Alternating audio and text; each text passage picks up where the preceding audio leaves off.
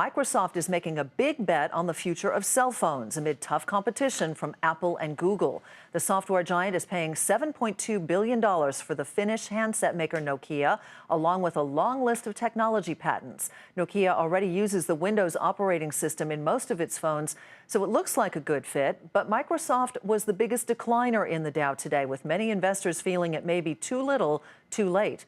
With more on the deal and what Microsoft hopes to gain, here's John Fort. It's been almost a year since Microsoft launched Windows 8, hoping to reinvigorate PC sales, gain ground in tablets, and maybe give a lift to its struggling business in phone software.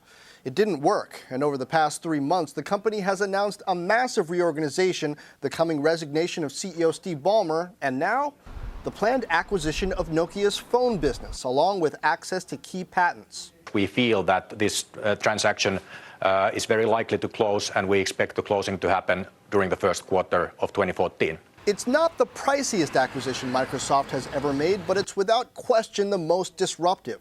With Nokia's devices and services business, Microsoft expands its employee count by 32,000, about a third, bets big on hardware, and brings back a Microsoft veteran, Stephen Elop, who's suddenly the front runner to be the software giant's next CEO. We know how to work together through our partnership.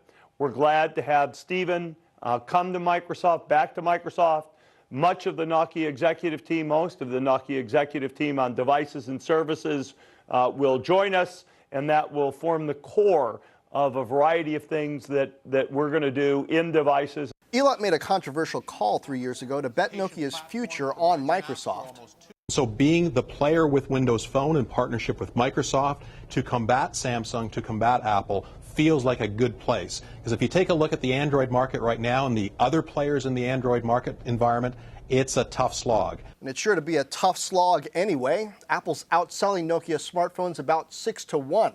But if this deal goes through before spring, as Microsoft hopes, it will at least have more firepower.